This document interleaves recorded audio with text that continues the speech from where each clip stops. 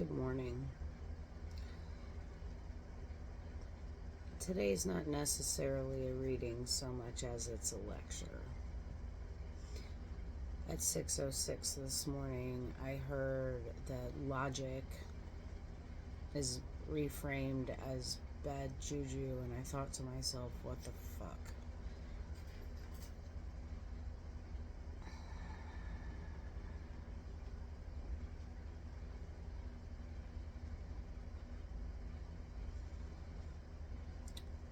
Tarot, at its deepest level, is not fortune telling. It's a shamanic mirror.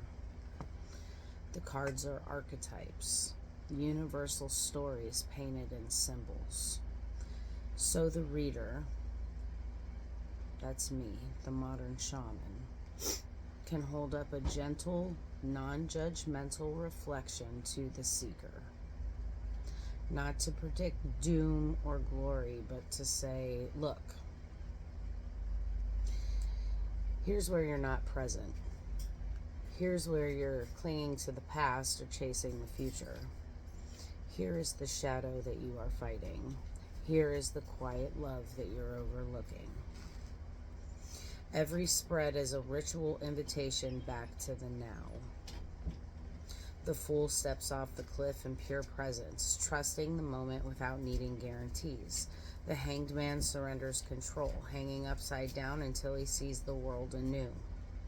The lover's card isn't just romance, it's the integration of opposites, the inner marriage of the ego and the shadow. Death isn't endings, it's transformation through letting go of old stories. The star, the moon, and the sun all illuminate different qualities of being fully here.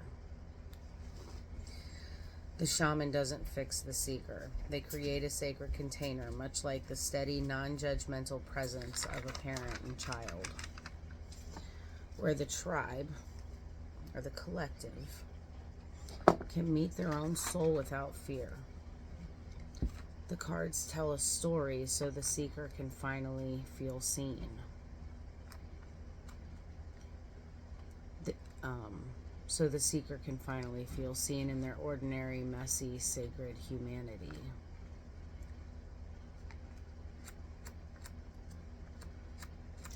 Today is December 17th, 2025. It carries the energy of the master vibration 11. 11 reduces to 2. A portal of illumination meeting the quiet harmony of duality.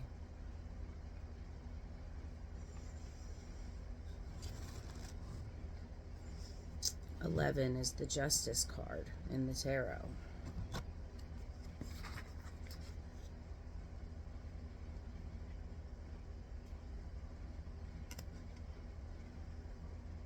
Two is the High Priestess.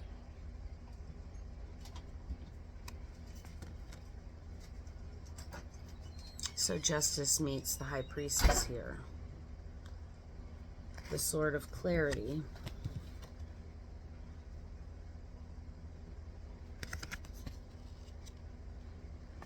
no longer cuts alone. It rests in perfect balance on the scales. Cold logic is gently retraced and released as old energy. Intuition rises like moonlight. Head and heart remember they belong together. Now,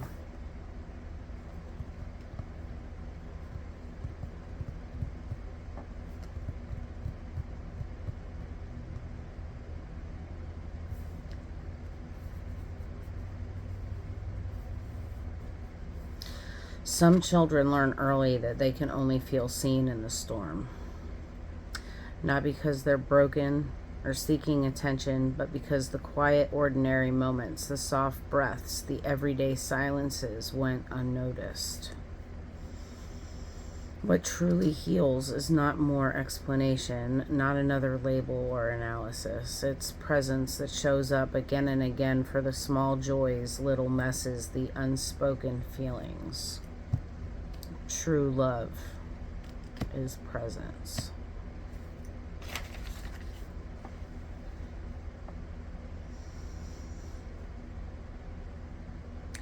While I was sitting here in silence this morning,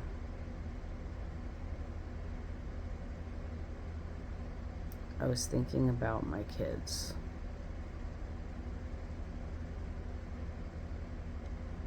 And how when they got to the rebellious age, I had just started my healing journey.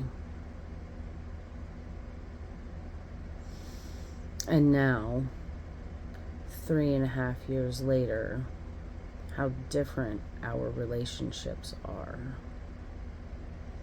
How different they are just through witnessing my healing. I mean, they may not have even realized at the time what they were witnessing, but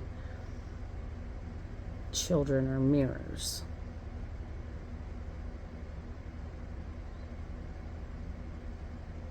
Just like everybody else, but children have the ability to absorb and reflect and become. They're transformed by our projections or reflections.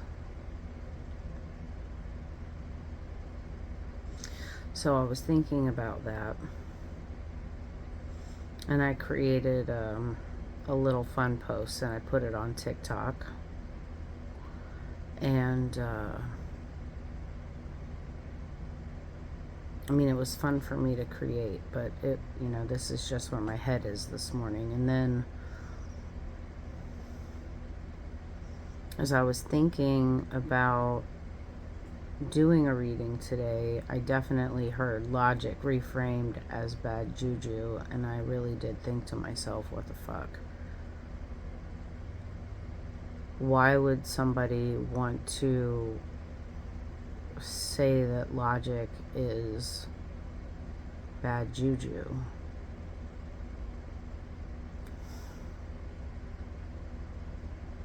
And then I remembered it's just a perspective.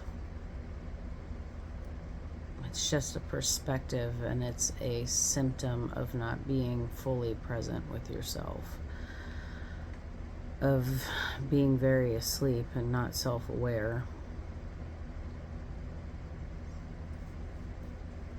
And then I was thinking about how, well, it's 11 and it's 2 and justice meets the High Priestess, and I realized that while I was thinking about my kids and that true love is presence, I was thinking that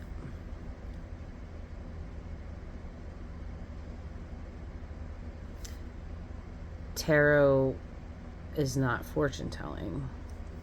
Tarot is storytelling.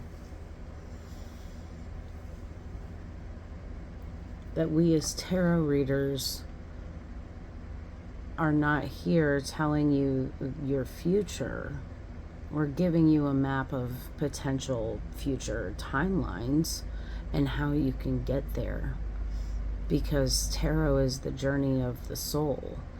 Every single tarot spread that hits our tables is a framework to tell a story and provide medicine for the collective. We create our realities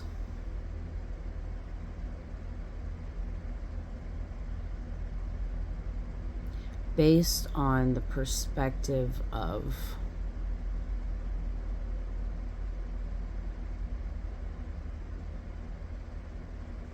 the stories that we have told ourselves. So through the stories that we tell the collective, we say, take it if it resonates, because if we're not giving you some kind of confirmation about something that is going on in your life, we don't want you to take that story that doesn't resonate with you and make it for yourself, because that could put you in a magnetic state of drawing that energy to yourself and causing a lot of harm for yourself.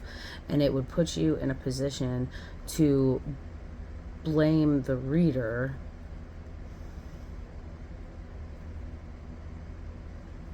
except that you did that to yourself because you were told to take it or leave it.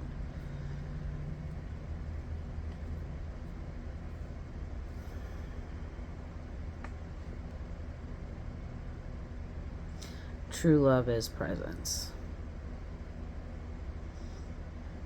Being so present with ourselves that 30 seconds ago doesn't matter anymore, and who the fuck cares about 30 seconds from now because I have no idea what's going to happen.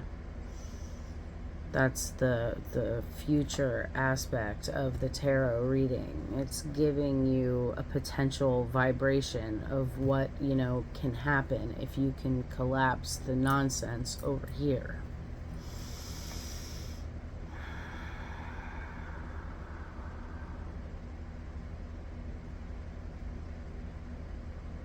When a reader resonates with their own message, they're able to provide examples in their own life that have happened to offer advice.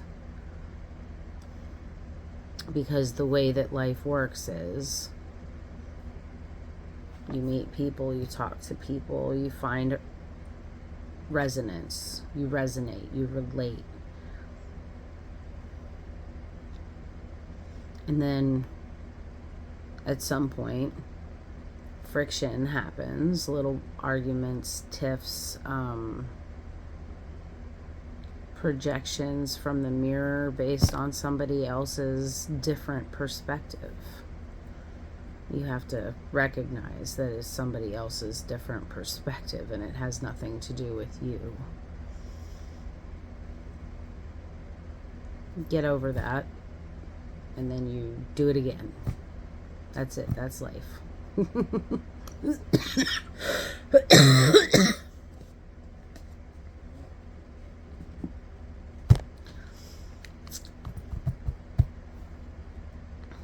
True love is presence, and today justice meets the High Priestess.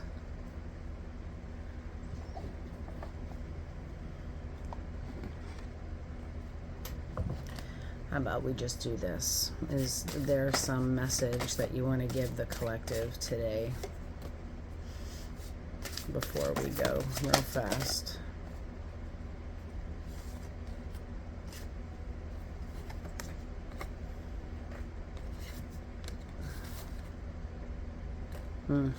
The Empress, the Queen of Swords, and the Nine of Pentacles. Okay, so I chose this deck specifically because each of these cards is an archetype from myth, from mythology, and there's a story. So you guys got the Empress. It says fertile. Hi, I'm Isis. I grew up in the old kingdom of Egypt, flowering into union with divine King Osiris. If you see my card now, I may seem slender and girlish, but Mother Nature I am.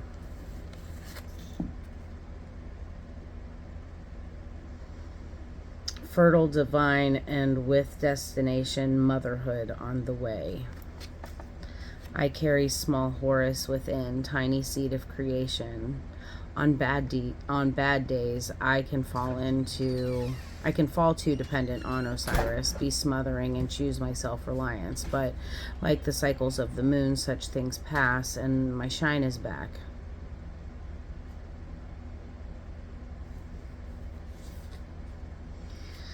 All right.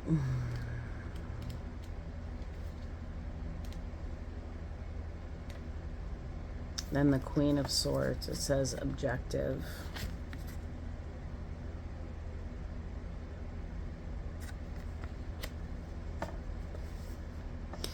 Hi, I'm Denoxia Teloche.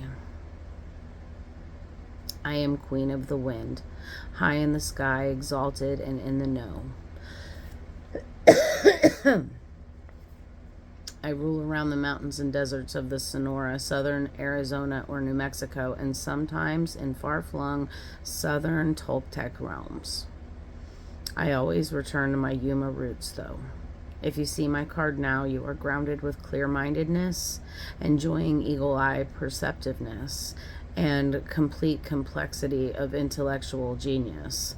Be aware that at the nightfall of it all, that clarity, I can be cold-hearted and blinding, cruel, and laced with bitterness.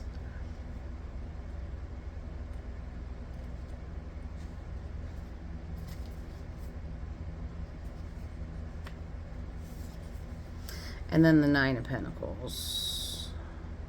7, 8, 9 of Pentacles. Oh, here, I'll show you that Queen of Swords again. And then the Nine of Pentacles. This is Ganesh. My awakening began with Ganesh. This is diplomatic. Hi, I'm Ganesh, courageous leader of the Bhutangas. I am.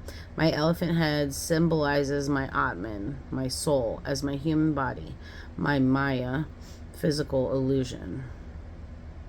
Or as my human body is my Maya, the physical illusion.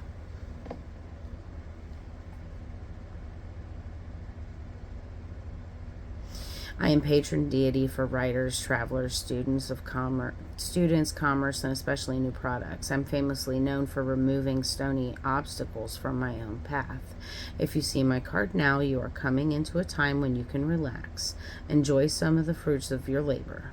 You may be in the world of cashing in on some of those rewards now and doing some lavish spending. That's a story. These three cards, the Empress, the Queen of Swords. Hold on. Okay. The Empress, the Queen of Swords, and the Nine of Pentacles. This is independence, fertility, and what was the word that they used? Cups.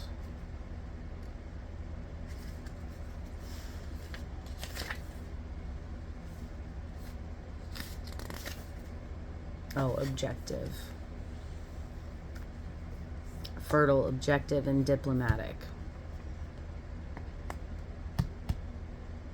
That's somebody who's sitting in present awareness. That is somebody that is carrying true love in their heart.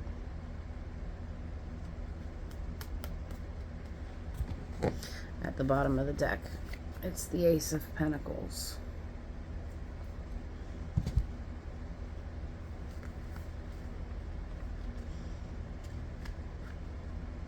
Let this be the new seed planted for you today, especially if you're new to my channel.